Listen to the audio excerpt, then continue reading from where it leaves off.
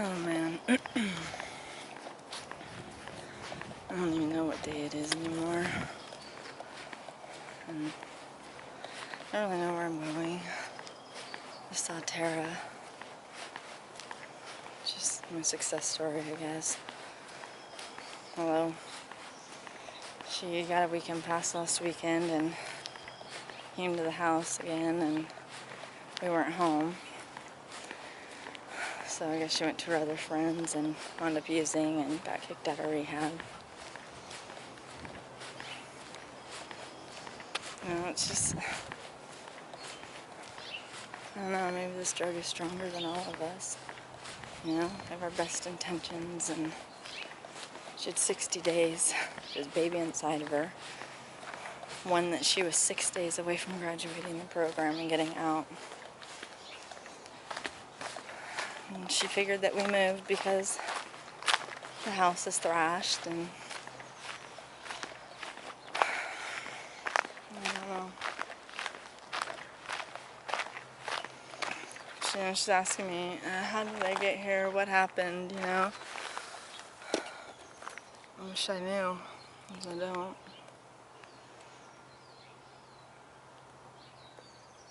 Still like a month left for court. And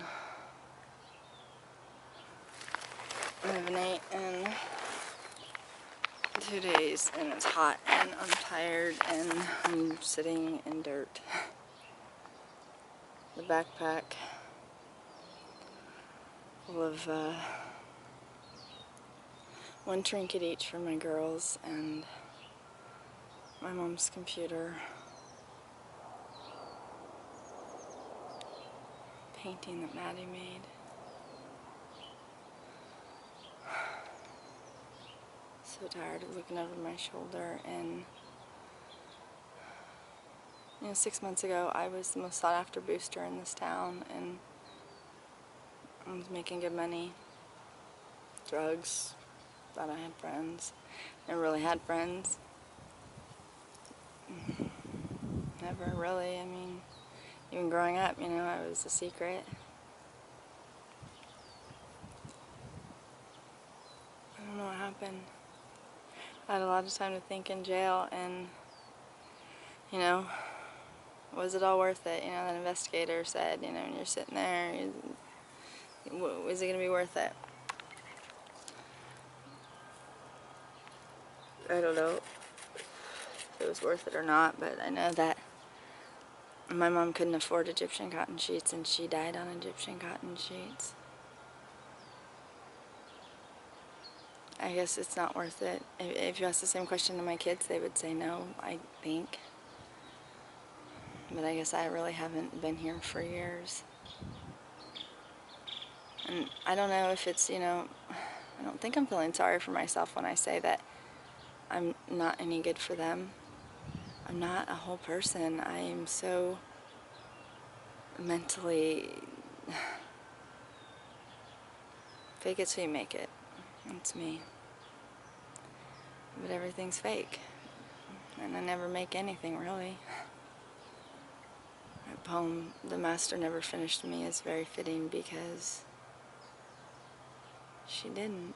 She would teach me how to go so far, but not finish it. And I didn't realize until she died that it was because if I finished it, I wouldn't need her. And she needed me to need her, I guess. But then she left me, and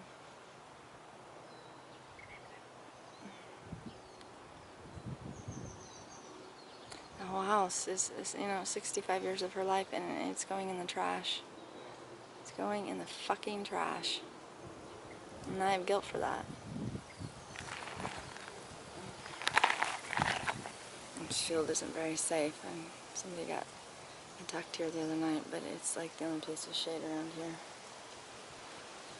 My ear is killing me.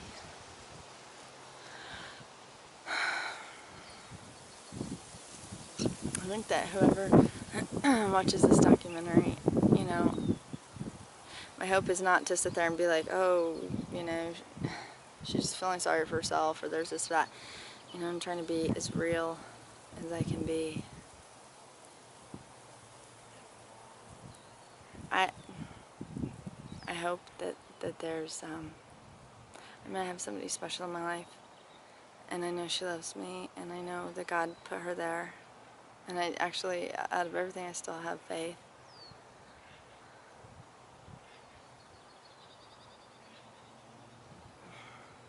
I don't know why. I just, circumstances, you know, whether it's me being afraid to reach out, or whether it's, you know, she's busy, or whatever, and just timing is off all the time.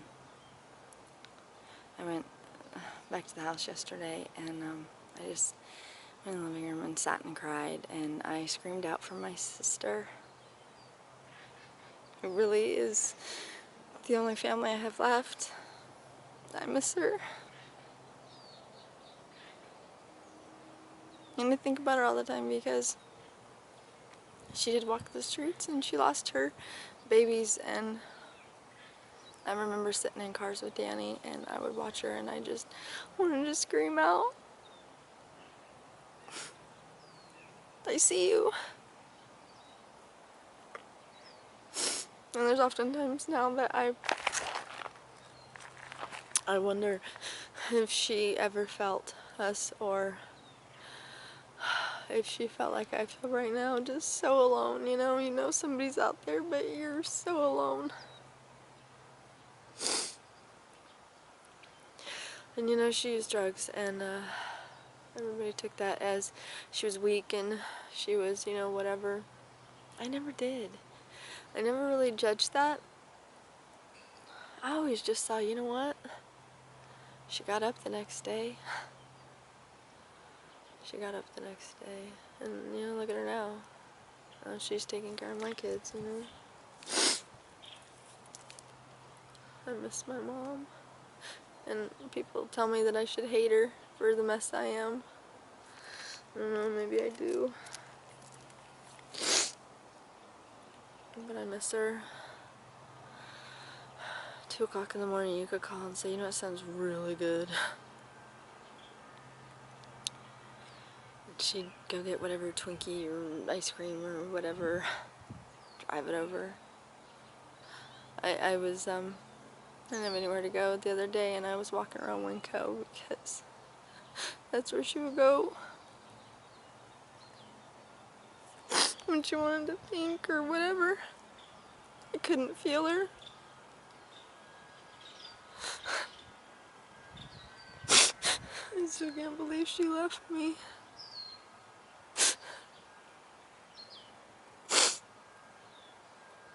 Terry left, and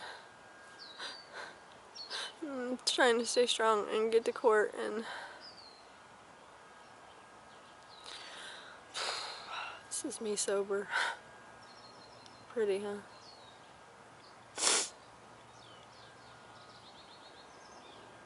And all I do is cry.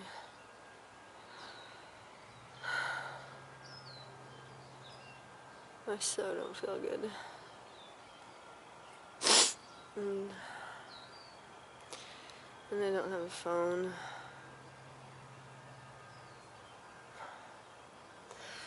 I probably should sell this camera, but it's really the only thing I have left, and I want to keep doing these things, these little videos, so if nothing else, you know, my girls can see that I got up every day. Like my sister, I got up every day. I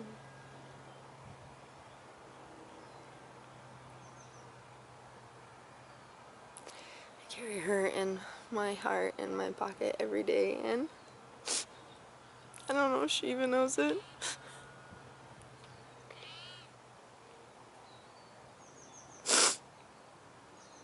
I have a hard time calling, and I have a hard time showing my emotions, and I feel guilty that she has my kids, and I don't know if she just thinks I'm using every day and I don't care or what. I don't know what she thinks, and I'm afraid to ask.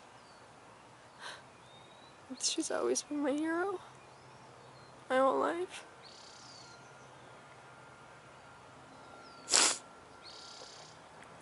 Even when she was waving excited as I tumbled down the rocks in the rapids thinking I was having fun. Big old smile. I was dying, but she thought I was having fun.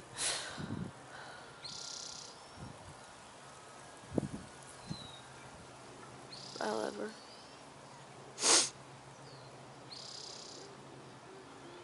I love her. And I'm ashamed that I've fallen this far. It's hard to look at her.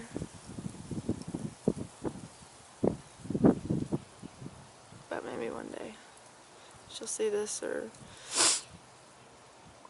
I'll have recovery or work through my issues and be able to say something.